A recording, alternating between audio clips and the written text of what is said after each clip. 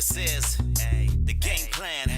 Let's go. When the team's on the air, you better know that it's over. These dudes colder than wintertime, grab a pullover. And if Cordell starts to speak, better know that it's on. He shut you down before you speak to let you know that you're wrong. So get your facts right, homie, before you step in the flames. Because James hates sitting down and listening to lames. And if Danny got $1 for every show that he kills, he'd be a millionaire living up in Beverly Hills. But if Holden wasn't a good guy, you'd probably be dead. Because this dude won't stop until he gets in your head. So turn the volume right up because the game plan is on. The best in sports commentary is right after this song. Peace.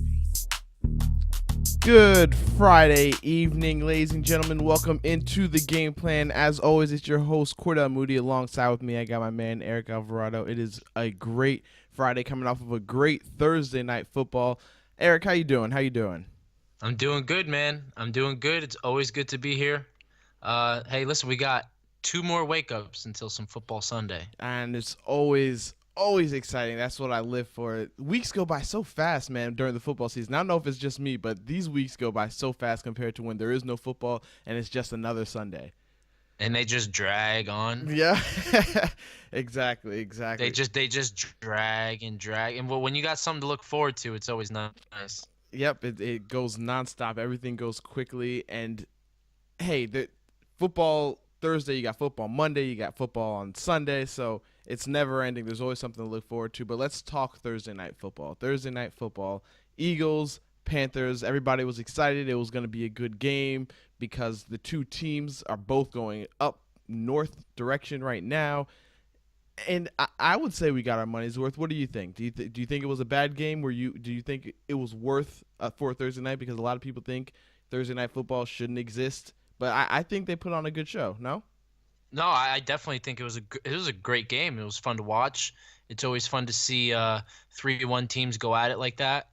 I've just really been super impressed this year with Carson Wentz. I don't know about you. That's what a lot of people are saying, and I have to agree. He's definitely putting on a show. He's definitely outshining his class. I'll tell you that much. Dak Prescott's not playing like Carson Wentz is. I'll tell you that right now. So definitely.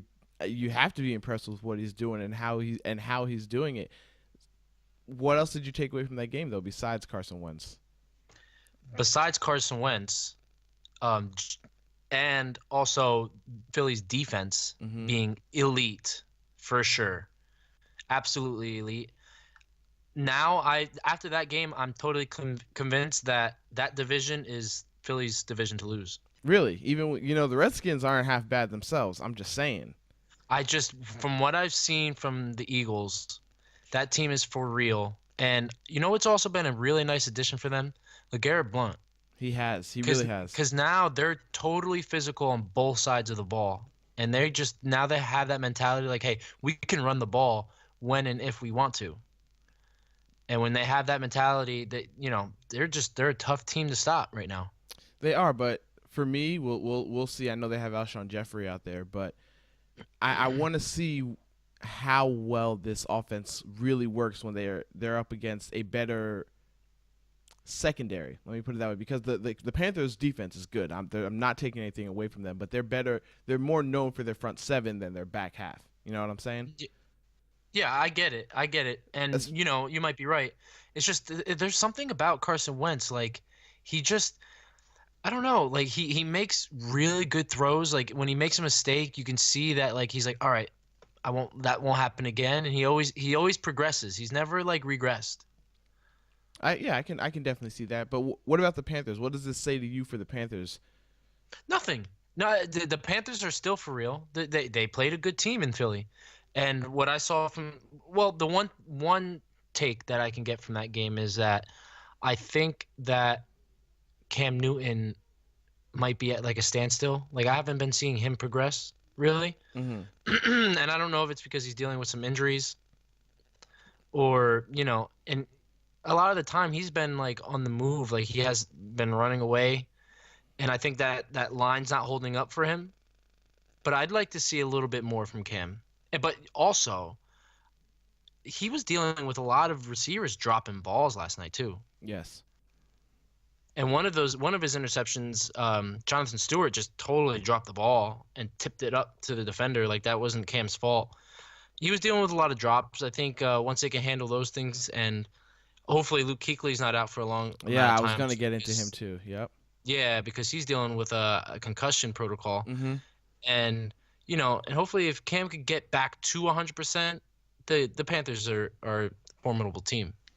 Yeah, and when it comes to the Panthers, that was the first takeaway that I took. Luke Kuechly and how long his concussion will be, if he is, severely concussed or not. Obviously, it's not something to play around with. And then as far as Cam goes, you said that you think he's at a standstill, but if I just look at his entire career as a whole, he's only had one really good year, and that was his MVP caliber year. Besides that, before that, his teams were going 4-12, whatever have you. They weren't winning games. So they're winning games. He's not as productive as he was when they were losing games, before his MVP caliber, but they're winning games, and that's what's important. So I would say this is not his best football, but I would say this is at least number 2 to what he's accomplished. Let me ask you something. Sense. Who would you rather have right now, Carson Wentz or Cam Newton? I'd rather have Carson Wentz because Carson Wentz is better at throwing the ball. I have never heard, nor have I ever said myself, that Cam Newton is a dynamic passer. He's not the most accurate. He's got a big arm, but he's not someone who throws dimes all the time. But Carson Wentz seems more like that, and he is mobile too. It's not like he's stuck in the pocket as far as Carson Wentz is concerned. So I would trust Carson Wentz more than I would Cam. Cam is more of just another Big Ben, but more athletic. That's what I'll leave it as. Yeah, but, okay. Yeah. More athletic, but not as good of an arm. As far as but accuracy goes. I think don't be surprised if Cam's game starts evolving because the damage that he takes to where he starts becoming more of a pocket passer. I think that's always been his knock, and I think that's the one thing he has to improve on. Yeah, so his trajectory is going up since he did not play in the preseason. These past couple of games, everybody's saying was like his preseason, so now he's getting back in the swing of things. He's getting more comfortable. So I fully expect for him to continue to grow and play back to the caliber he once was playing at during his MVP run. Mm-hmm. And then as far as Carson Wentz is concerned, he's still growing. What I'm most impressed with him is the fact that he's not having a sophomore slump. A lot of quarterbacks go through their rookie year and it's great, and then their second year around it's a little tougher because the book is out on them, so defenses can plan better around him. But he's actually showing he's going through that slump. He's not going through it. He's completely evading that slump. Yeah, he went around that completely. Yes, so it's great to hear about that, and like I said, definitely outplaying Dak Prescott, who's obviously also in the NFC East with him. And speaking of Dak Prescott, let's talk about his other teammate, his running mate, Ezekiel Elliott. He is now reinstated his 6 games now because of the fact that they are on a bye week at the Cowboys. His team has a little bit of time to build up a case to try and push this thing back or get this thing waived before his suspension next Sunday. Not this Sunday, but next Sunday. What do you think should happen next as far as Ezekiel Elliott is concerned? Do you think he should just give it up and just take his suspension? Or do you think he should keep on pushing and fighting for this? And furthermore, what happens with the Dallas Cowboys if he is suspended for these next 6 games? Well, I have mixed feelings about this whole thing because a part of me wants to say, like, hey, man, if you're innocent, you fight that, right? Mm-hmm. Like, don't be accused and don't be charged of something that you didn't do. But then again, regardless, I don't think there's any way that he gets around this suspension. I just think it's a matter of when he serves it. And I think that the better part of me is saying that he should probably just serve it now and get it over with. Because it's also, the longer you fight it and the longer this goes on, the more your name's brought up into the headlines along with domestic abuse, and your name just gets dragged into the mud. And I think he should just get it over with and get it done now. So if he does get suspended and he gets it over with, is the Cowboys season over? Can they withstand him being gone for the next 6 games? I'm not sure. I mean, I definitely think it's going to hurt them. But I haven't really been too high on Dallas's chances to go far this year as it is with Zeke. So I'm not really sure. Why do you think that with Zeke out of the roster and out of the lineup that they suffer terribly? Well, here, let me give you the rundown here. So Okay. they just faced, obviously, against the Packers. They have the bye week this week. So their next 6 games, if he is suspended, it is 49ers, Redskins, Okay. Chiefs, Damn. Falcons, Eagles, Chargers. Those are See, the that's a next tough slate 6 even with games. Zeke. Exactly. That's a tough slate with Zeke, yeah. Mm-hmm. So, Well, I'll let me get my 2 cents in real quick. If let me hear that. if Elliott is out, their season is done. I don't see them keeping up with the Eagles, and I don't see them keeping up with the Redskins. That's 1 and 2 right there. All right, Giants, Okay. whatever. So that's 1 So and you think it like the train stops with Zeke, like he's the end all be all to their success? I don't believe that. You know what? I mean, Let it's me tough. refrain that. Let me refrain A from saying that. running back could have decent success behind that line. Right. So that's why I was just about to let me bring that back a little bit, because Bring it back. Bring it back. they have Darren McFadden and they do have Alfred Morris. So those are 2 running backs who have been proven to be productive, right? I would say. Yes. I mean, McFadden Yes. has been a little injury prone, but that's why they have Alfred Morris as well. He's played well in his career as well Right. when he's had the ball. So can they maintain it? Yes, but then everything falls on Dak Prescott. So then the question becomes, how much do you believe in Dak Prescott? Well, they're going to have to rely on him pretty heavily if Zeke does go out for this amount of time. I mean, I'm not ready to just give him the total reins and think and feel like comfortable with it, honestly. Which, that's interesting, because we just did talk about Carson Wentz. Last year, Dak Prescott was the hot thing. Dak Prescott was better than Carson Wentz, apparently, to everybody. He was the hot stud. Carson Wentz kind of cooled down. He's not as good as Dak Prescott. But now you see Carson Wentz getting the reins more and more, while we're still kind of coddling Dak Prescott here. What's up with that?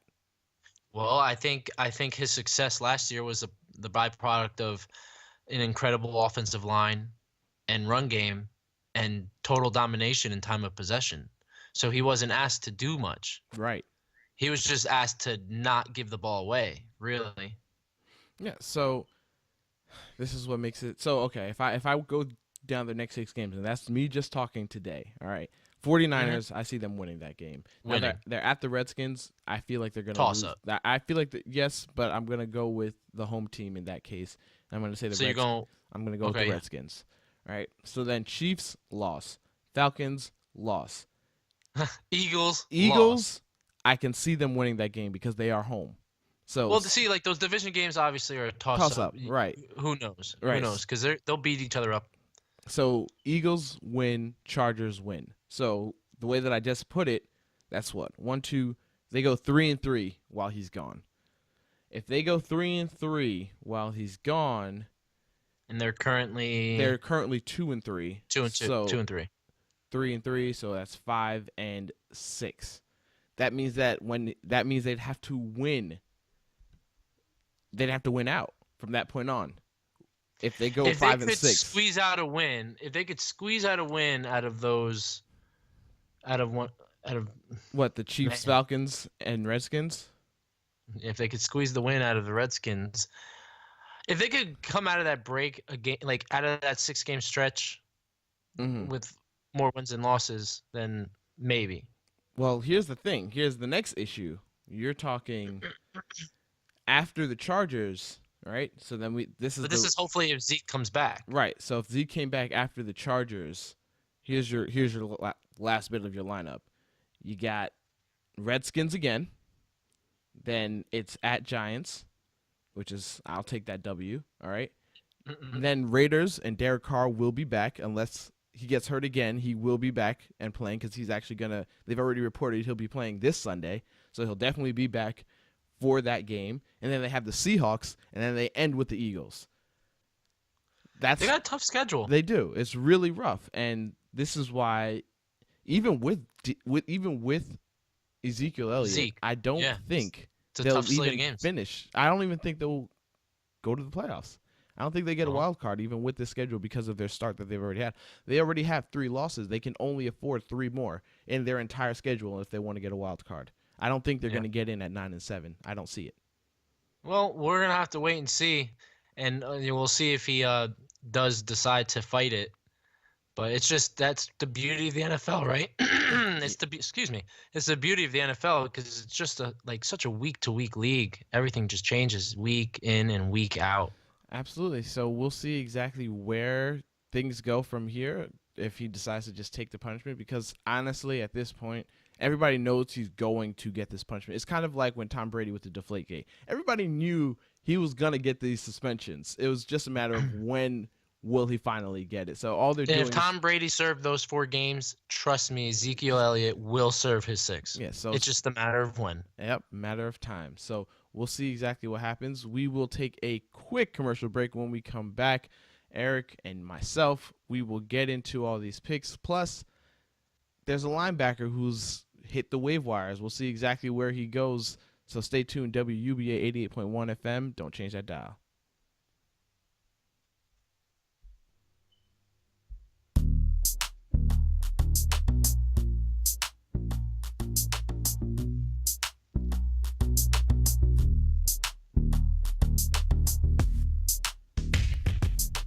And we are back here at the Game Plan. Your host, Cordell Moody. As always, I got my man, Eric Alvarado. We are getting into all the sports. We're going to get into all the picks coming up. But before we get into that, we have to talk about the move that the 49ers just made. Navarro Bowman, linebacker, 49ers. He has been released. The 49ers tried to originally trade him. Nobody wanted him. It was a mutual agreement. Navarro Bowman did not like how he was being played in the system. Had a meeting with head coach Kyle Shanahan and the rest of the front office. This is what they decided to do. On top of that, we already know that the 49ers did draft, his name just left me, Reuben Foster from Alabama.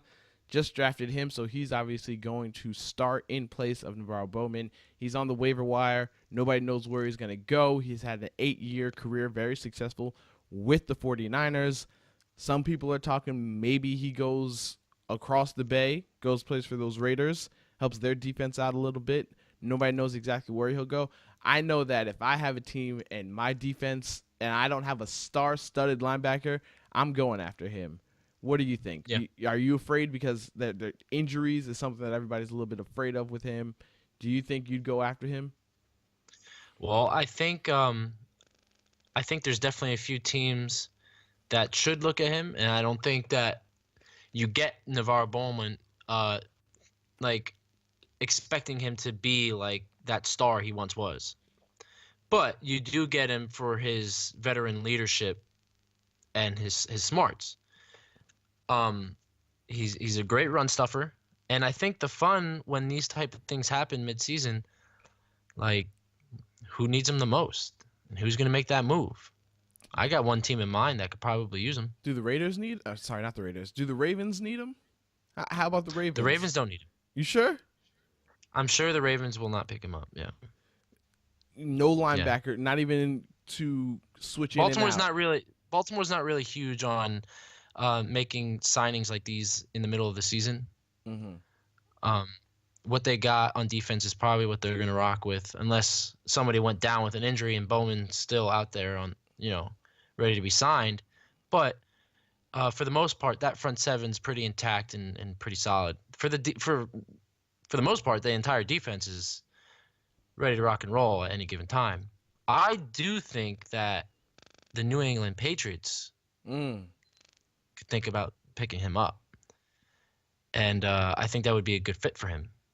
I didn't even think about that one because especially standing next to Dante Hightower, it might be a nice fit. I know that they had signed David Lee, and he hasn't been doing much. He hasn't really been on the field much at all either. So to bolster their front seven, I could see that. I wouldn't be surprised either. The amount of moves that they've already made in the offseason, I wouldn't be shocked if they made a move like this to try and help their defense. Because The only teams that I see are the teams obviously looking like a playoff caliber team, Mhm. or that are going to pick them up. Okay, I could see that. I like that. I think I like the Patriots more than I like the Raiders. Even though both defenses need a little bit of help right now, I definitely could see the Patriots making a move like that. But it all depends on if they want to pick up his contract, which I believe is somewhere around $7-8 million this season. So it all depends on if the Patriots don't feel like being cheap, which they have kind of a reputation for being. Maybe a little bit of a reputation of being cheap, but they're allowed to be. And granted, he is what, 29. He's 29. Yep. So he's on the right side of 30, but he's not no spring chicken anymore Nope, either. Nope. Injuries quicken your age very, very vastly. But speaking of your Ravens, your Ravens got a home game against the Bears. They go up. You want to open it up with my boys? I'm opening it up with your boys. Bears All right. at Ravens. But before we get into that, Okay. before we get into these picks, Oh, what is God, the you record from last week? What are we working with here? All right, just so everybody knows. All right, let's put this on the record right now. Coming into this week, and granted, we did get a late start doing this, so the numbers aren't going to be what you're expecting had we start the beginning of the season. But coming into this week, Eric is leading the way at 8-5. Cordell sits a game behind at 7-6. It's one game. It's one game. It's one game, but those games are going to pile up and pile up and pile up, and I have a big, good feeling. And you're up. You're up 1-0 this week already too. I am up. You are up 1. I did pick Philly. You did, and I picked Panthers. Yep. So we'll see. I'll make a comeback. Hey, it's no worries. People have setbacks so they can make comebacks. Let's see now. Let's get to it and see what this. All right, so we got Mitchell Trubisky. He's coming off of a pretty up and down game in his debut on Monday Night Football. Ravens just took out the Raiders. Where are we going here? Are you going with your boys? You think Mitchell Trubisky comes up with the upset? How you feeling? Well, I think that coming off a short week, the Bears are rookie quarterback playing on the road against the Baltimore Ravens defense. Where, let me tell you, the Ravens are 9-0 against rookie quarterbacks.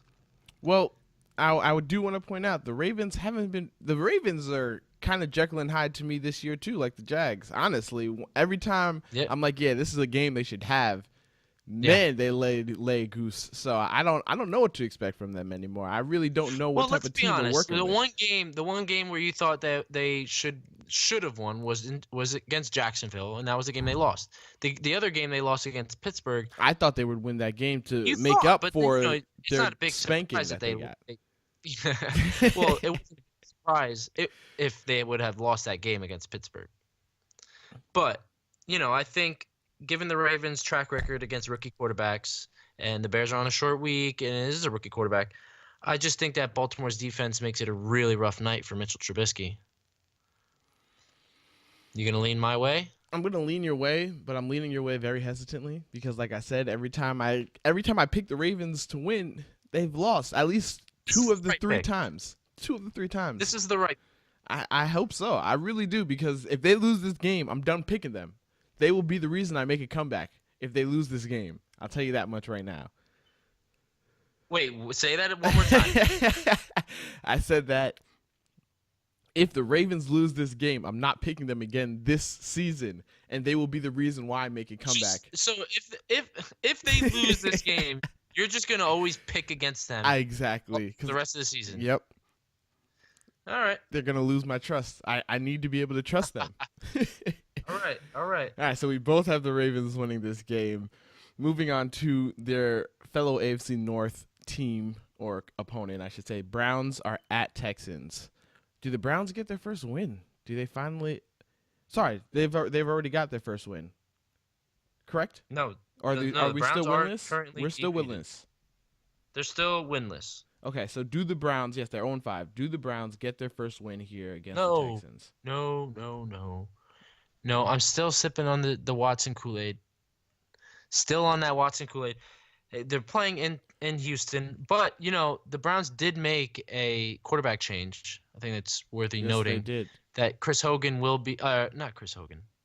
Chris Hogan? No, not Chris Hogan. It is Uh, Hogan. yes. But continue with your point, and I'll pull that Well, up. that's how the Browns quarterbacks. There's always so many. You never know which one it is. But yes, they have made a quarterback change, but I don't think it's going to be enough for Deshaun Watson and the Texans. And and if the past games are any indication, Deshaun Watson's in for a big night. So I'm going to take Houston. I think they win big. I am obviously going to go with them as well. And just to let you know, Deshaun Kaiser was benched for Hogan, and he will be the 27th quarterback to start. Unbelievable. Yes, it is ridiculous if you follow their track record. And I was listening to a stat not yesterday, or was it today? It doesn't matter. Like Deshaun Kaiser was like historically bad in his starts. Mm-hmm. For Kevin Kevin is his name. Kevin Hogan. Kevin Hogan. All right, I knew it was Hogan. Either way, it might increase their chances of winning slightly, but I don't see them getting past and getting a win over Houston. I just don't see it. The defense is not good enough, and I think Deshaun Watson has a monster game. Well, this is what I'll tell you. I will tell you that I'm gonna go with the Texans as well, but Kevin Hogan did put a spark. He did put a spark in the Browns offense when he was inserted when Kaiser was benched. Now, Kaiser, I don't know if you heard, but he's actually thrown a little bit of shade at the Browns. I cannot wrap my mind around right now who made the statement, but someone put out a tweet saying that the Browns are starting, their 27th quarterback in X amount of years, and that this is how the Browns are. They've never won and they never will win. And Kaiser actually liked the tweet. And the fact that he liked the tweet saying the Browns will never win. Nah. Don't put too much stock into it. I'm just saying. And for I know you're just saying. And for Kaiser, I would be feeling the same way. I'm your rookie, and you from the preseason said you were going to start me and you were going to roll with the punches. You were going to go with the highs and the lows, and as soon as the lows are here and I'm out. That's how quick you took me out. I would feel some type of way too. And if Kevin Hogan doesn't play out, they think he's going to play. You're going to come back to me now? Yes, yeah. I think Hugh Jackson has already said like that's his plan. He's gonna go with who's hot, and if you're not playing well, you will sit. But like Deshaun Kaiser, he's been like I was telling you, I don't remember the numbers, but he was playing historically bad, like very very poorly, and it's just the interceptions for him have been a huge problem. And when will the Browns ever get it right? Like if they go through the season struggling all the way through, and they get another high draft pick, do they go for another quarterback? How? Oh, man. Browns fans. They can't do it. They can't. If they go for another quarterback. No, they can, and they might.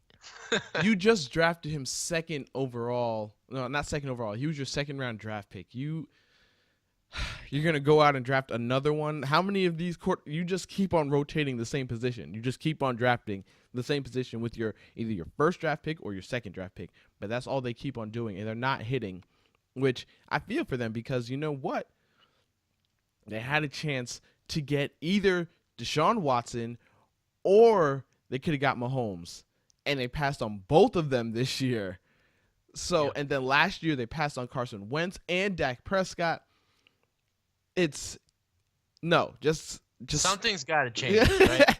Yes. And here's another question: like, if they go through the season and they struggle to get like 2 wins, let's say, this is Hugh Jackson's job secure? I Like, would how much say no. longer do they let him struggle like this? I would say no because come on now, you're not drafting the one position you keep on drafting. So to me, no, absolutely not. You could have got Patrick Mahomes, you didn't. You could have got Watson, you didn't. It's all on you. You misjudged. So who knows exactly what's going to happen.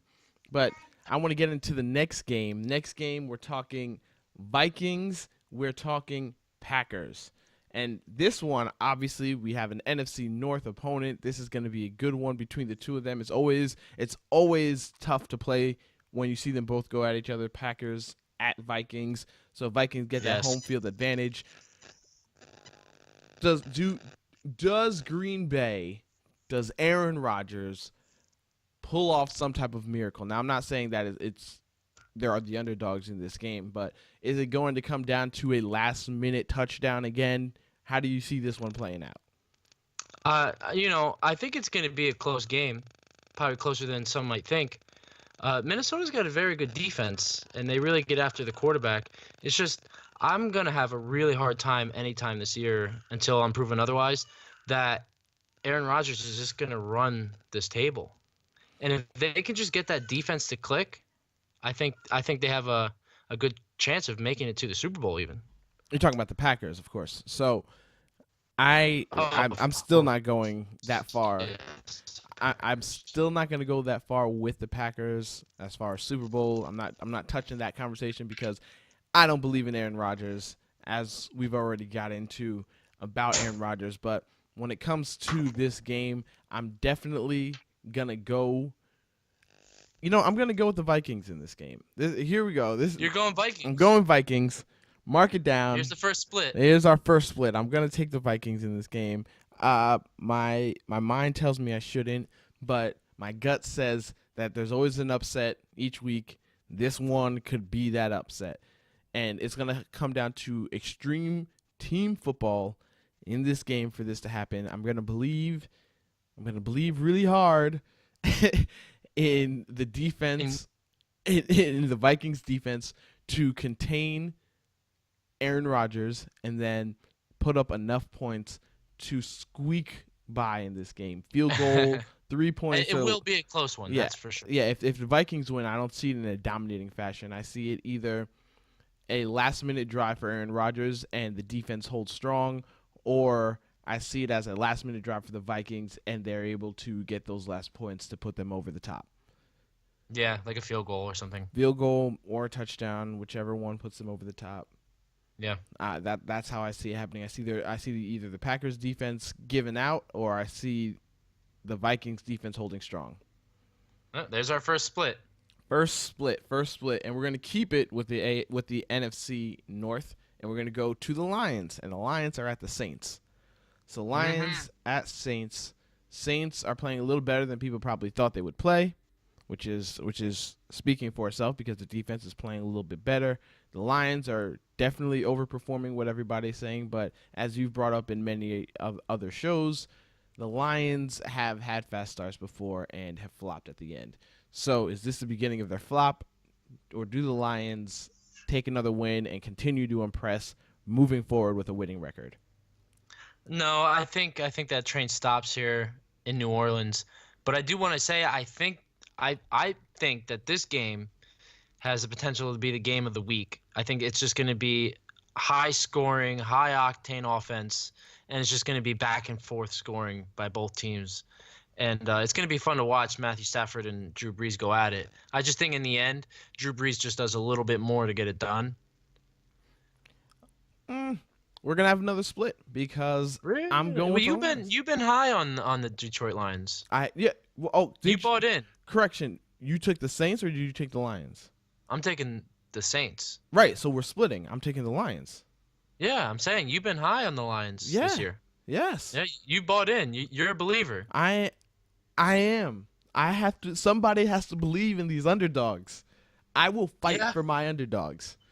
All right. So I'm gonna take the Lions in this game, and it's more because I think the Saints aren't who people think they are. They are not who that. That's not them. That nation is gone. They are just a great offense, very little defense, and I think that the Lions should be able to come away with this win without it being a shootout. Now, I know it's going to be a little bit harder because it's hard to face the Saints at home when they're home in that dome, in the Superdome. But I'm going to say the Lions go out and they're going to get this win. I just don't think so. I just don't see it happening. But I do. Maybe we can both agree on this. It might be the game of the week. It could be, possibly. You don't see this being like a 35-42 type game. No. I see it being maybe it could be, a 28-31 type game, but I don't see it I see it hitting being the high. 40s. I don't see it hitting the 40s. I see some interceptions possibly being thrown in this game. If it does happen, that'll be Drew Brees. Drew Brees has yet to throw an interception this year. Okay. Well, then it will be Drew Brees. Little fun fact You just for you. jinxed him. It's done. It will be Drew. Drew Brees is going to throw an interception in this game. All right, so moving on to another NFC team. Let's talk Falcons. Dolphins at Falcons.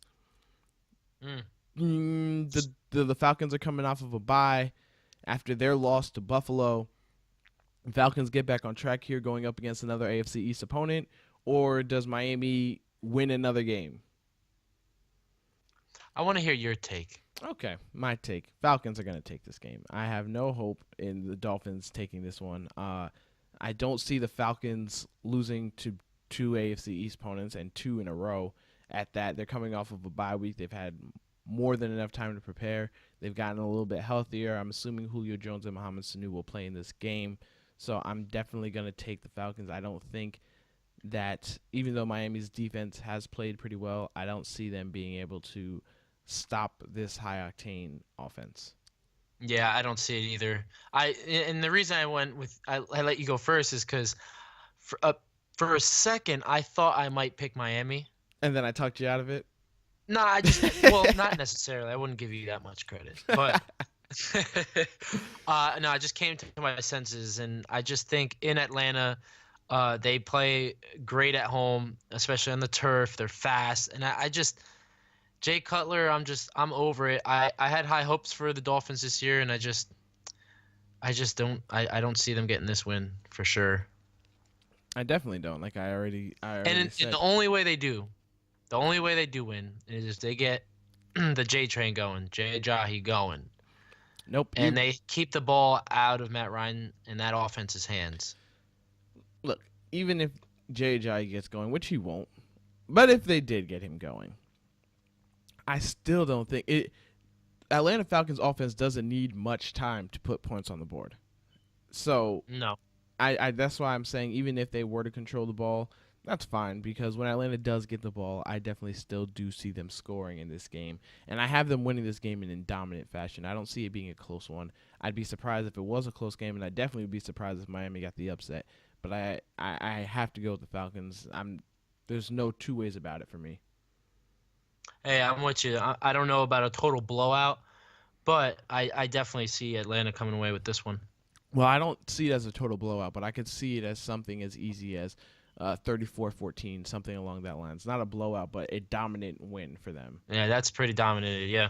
Yeah, so moving on to another battle of the AFC East. We were already talking about Miami. Let's talk about the other two opponents who have games this week since the Bills are on a bye. Let's talk Patriots at Jets.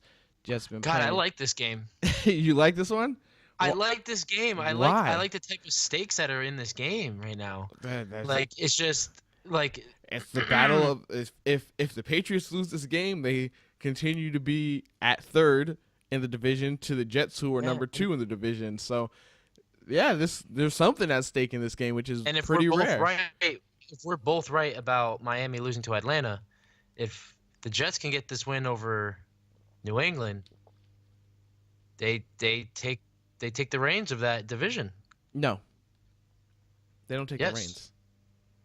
Especially The Bills are tied. Bills are in first, so they don't take the well, reins. we haven't gotten to the Bills game yet either. No, they're on a bye, so that's what I'm saying. No matter what happens this week. Oh, the Bills are on the bye. Wow, those lucky dogs.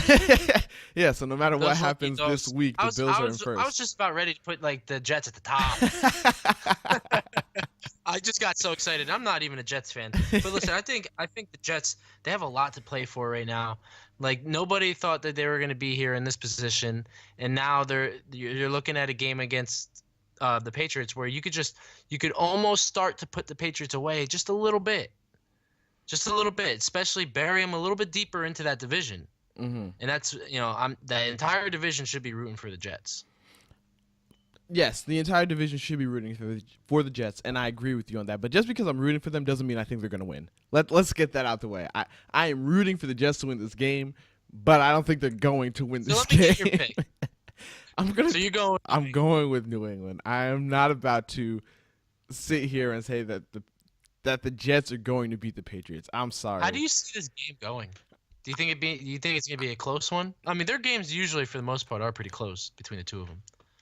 I see this game being somewhere around 28-21, 28-24, something along those lines. You're totally right. I think you hit the nail on the head. It's going to be one of those type of games. It's just going to be really close. Yeah. It's just, can McCown and that offense do enough? No. That's what I'm saying. Belichick, even with a poor New England defense, it's just, I don't think there's enough offensive firepower. I don't think that McCown can take advantage of their poor defensive play. I think that Belichick will find a way to mask that a little bit in this game, but I cannot roll with the Jets. I wish they do win. I want to go with the Jets. I want to go with the Jets and pencil them in as my pick. It's just, I'm playing for keeps, and I want to keep this lead going, and I have to go with my gut and definitely say New England. Exactly. So we're both on the same track here. We want the Jets to win this game, put New England in a deeper hole. I'm all for it, but I'm not gonna sit here and say that's what's gonna happen in this game as much as I would love for it to. So we're both in agreement. Patriots win this game in the battle of the AFC East. It should be an interesting one to watch. I'm definitely gonna keep my eyes on this. I'm watching. Yeah, I'm watching. Yeah. I'm ready for Gang Green to just shock the world. If they do, kudos to them. Honestly, really kudos to them, and I will definitely bring them up on Tuesday when we get this show back on the road. But let's take a quick commercial break. When we come back, we'll get into the rest of the games that we have going on this Sunday and Monday Night Football. So don't change that dial. You're listening to WUBA 88.1 FM. Eric Alvarado, Cordell Moody. Don't change that dial. I'll be right back.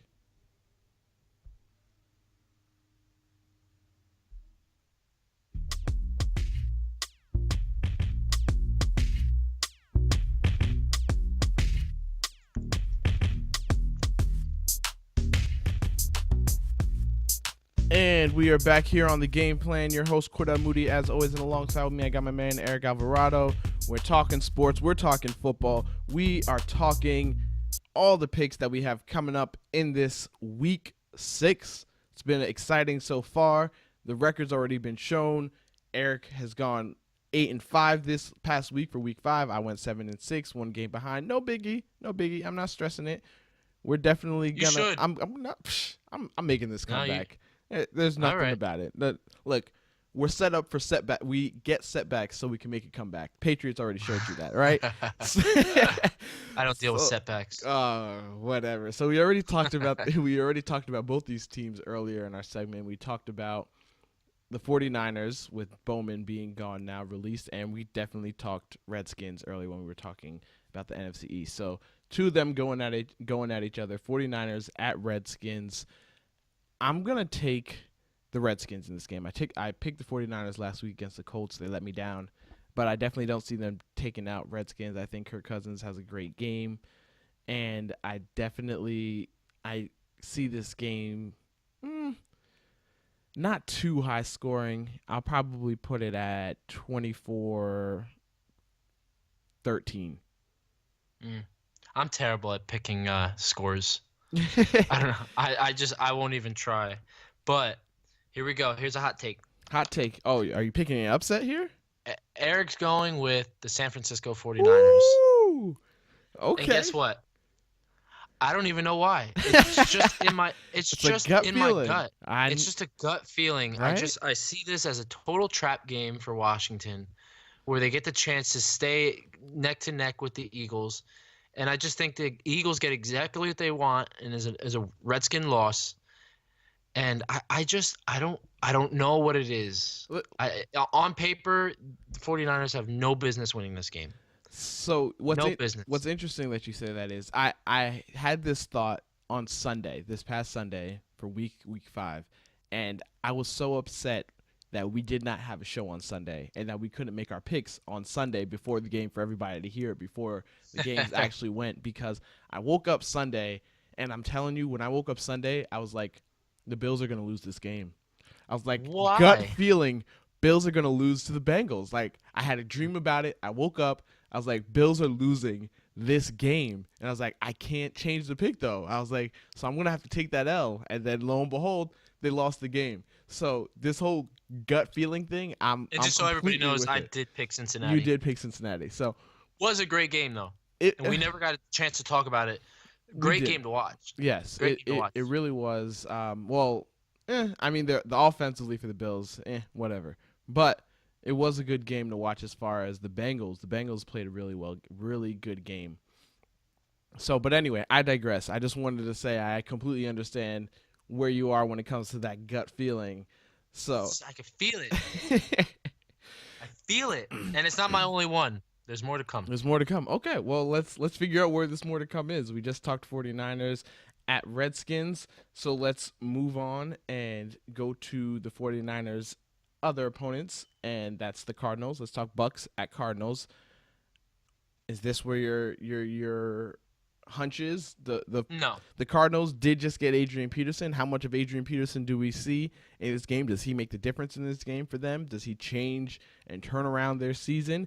Or do we go with the Buccaneers? Where are we going? Unless Adrian Peterson, with his carries is able to totally gash the Tampa Bay defense. Bruce Arians said that,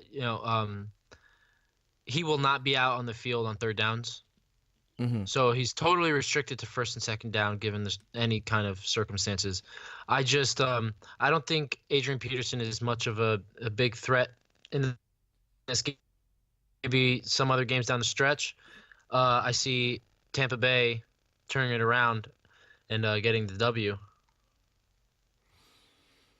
I am gonna go with the Bucks as well. I don't see Arizona being able to pull this off.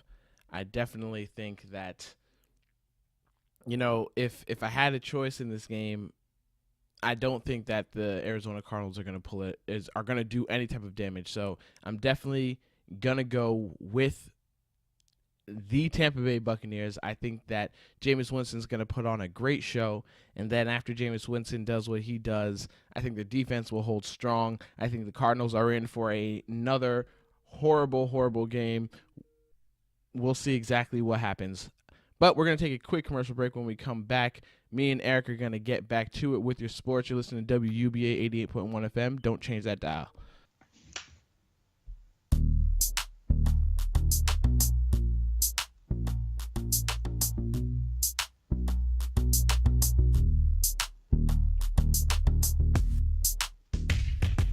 And we're back here on the Game Plan, bringing you guys all the heat that you guys need, everything that you need to know moving forward into this week 6 of the NFL. It's always exciting times.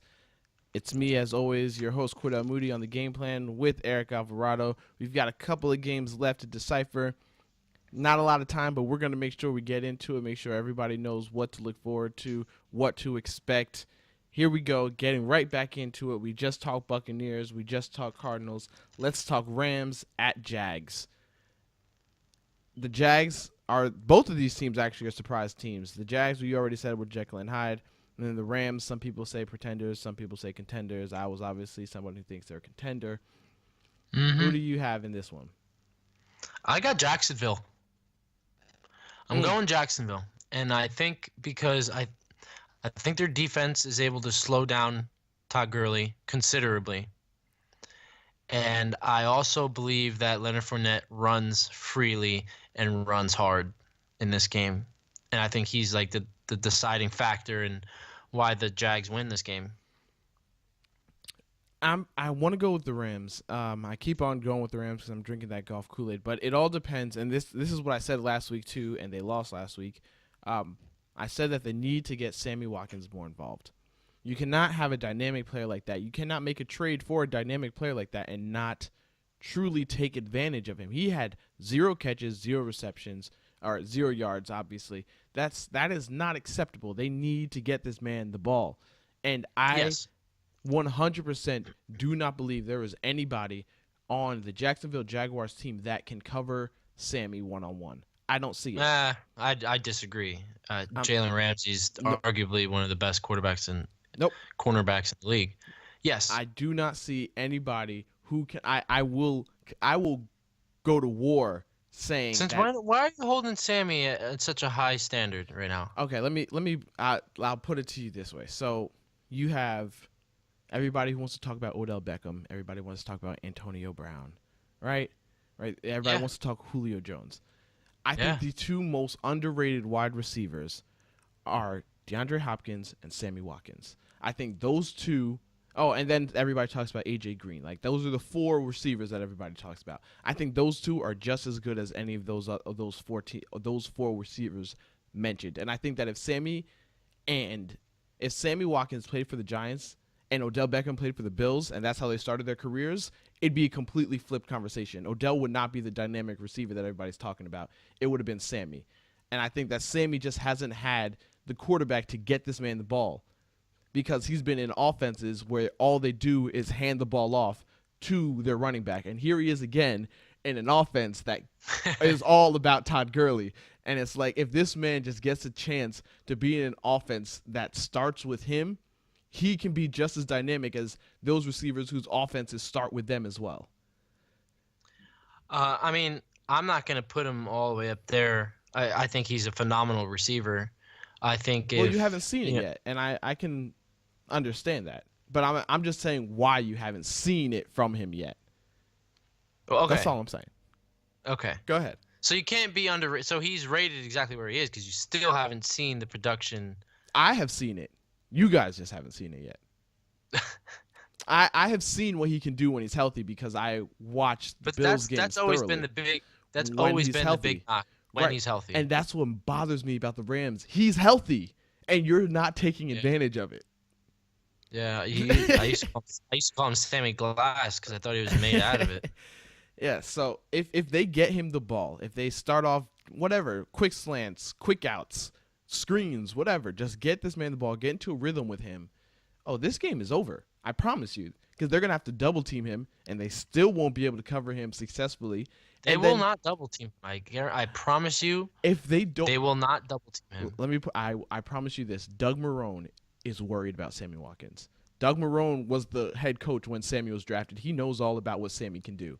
He will make sure that Sammy is contained. If he doesn't, if he dares them to let Sammy run out there, and if Goff doesn't get him the ball, then that's Goff's fault. That is the Rams' fault because Sammy's already come out saying that he's not happy with how he's being used in the Rams' offense. This Jags secondary and defense as a whole is a very good unit, and they've shut down some of the top receivers. I mean, look what they did to Pittsburgh. They're that for was real. Big Ben, and I think that's Big Ben. That's not Antonio. Big Ben over. Okay, well, regardless of whatever way you want to chop it, I think it'd be a big mistake if these Rams slept on the Jaguars. Oh, I don't think they should sleep on them. I absolutely don't. But I'm definitely going to take the Rams.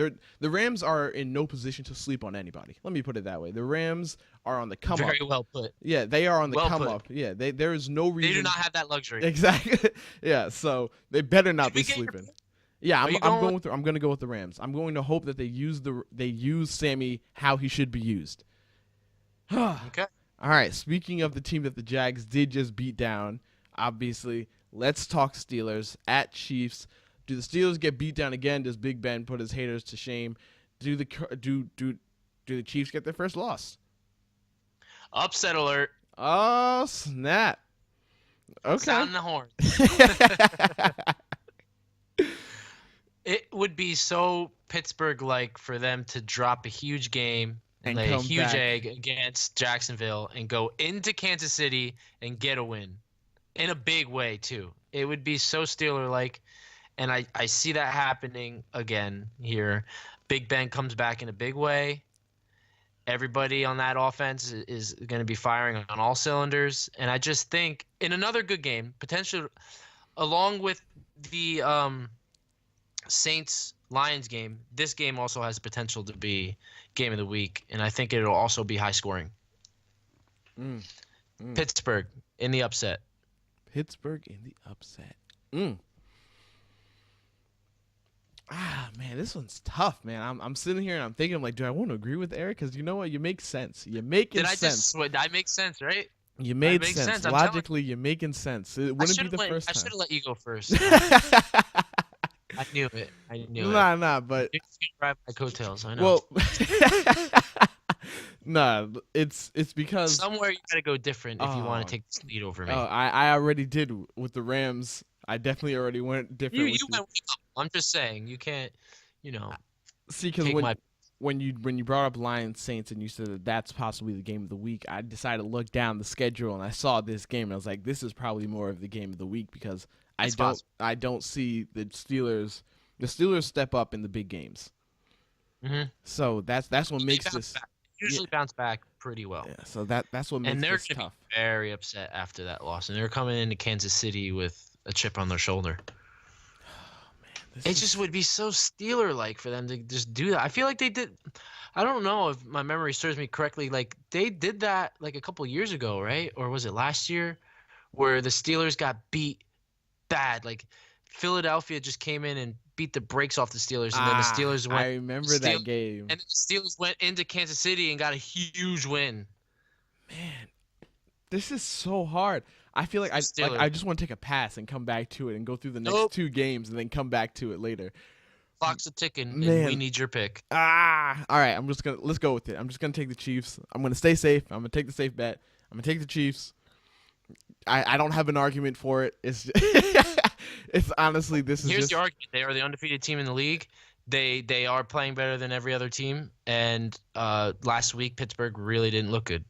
So that could be your argument. That could be your argument, but then again, and you're playing at Arrowhead, so. Oh man, I'm just gonna take them because I'm just sticking safe. I'm just gonna stick safe, and that's it. Let's talk Chargers. Let's talk Raiders. Chargers at Raiders. Raiders. Derek Carr's reported he's going to play in this game. I'll go first. I'm taking the Raiders in this game. If Derek Carr is playing and he's healthy, then Derek Carr should lead them, even though I know their offense hasn't been looking that great. But I'm gonna go with the Raiders. What do you got? I'm going with the Oakland Raiders too, and I think that would be regardless of who's at underneath center for Oakland. I just think that they're just better than the Chargers, and obviously Phillip Rivers will do his thing. I think Khalil Mack this game is going to be the benefactor because I think he's just going to give Phillip Rivers fits this game. All right, so we're both taking the Raiders. Yeah. All right, sounds good. And I think we're both going to agree on this next one too. Giants at Broncos. Do we really need to have a conversation about this, or? Let me hear your pick. I'm taking the Giants. No, I'm just joking. No, but really, I'm taking the Giants. You're full of it. I am full of it. Who's catching balls for the Giants right now? I really don't even know, honestly. Roger Lewis, maybe Sterling Shepard. Who knows? Probably not. He might miss this game. It should be a long day. A long day for them. Be for them this year to lose everybody. Yeah. And then go into Denver. Yeah. And get a win. Shock the world. That would be the biggest upset of the year. I'll tell you that. If they win this game, that'll be the biggest upset. Huh? It's fairy tale. That is not happening. All right, so last game. Colts-Titans, rivalry game going on Monday Night Football. Who are you going with? Colts just had themselves a nice win. Titans, not so much because Mariota was out, lost to the Dolphins. Mariota's still going to be out. Where are you going? I'm really not sure. I'm thinking, I'm trying to break this game down in my head. I'm not really sure who wins this game. I think if I had to lean one way, I'm going to go with Tennessee, and it's more so the fact that they're at home. I think they just got a little bit more to play for this year than the Colts do, and they need this win much more than the Colts do. I'm going with Tennessee. Okay, well, we're gonna. I don't see it. You're gonna split. You're going Indy. I'm going Indy. I'm going Brissett. I see this being an ugly game. No, I see that Brissett is gonna get T.Y. Hilton the ball. They're gonna dominate this game together, and that's all she wrote. Okay. So T.Y. Hilton has been sneakily being like much better in these recent weeks too. Yep, quietly doing his thing. So how many games do we split on here? Well, let me give you the rundown real quick. Let me just pencil in this one. I went Tennessee. You're going Indianapolis. Mm-hmm.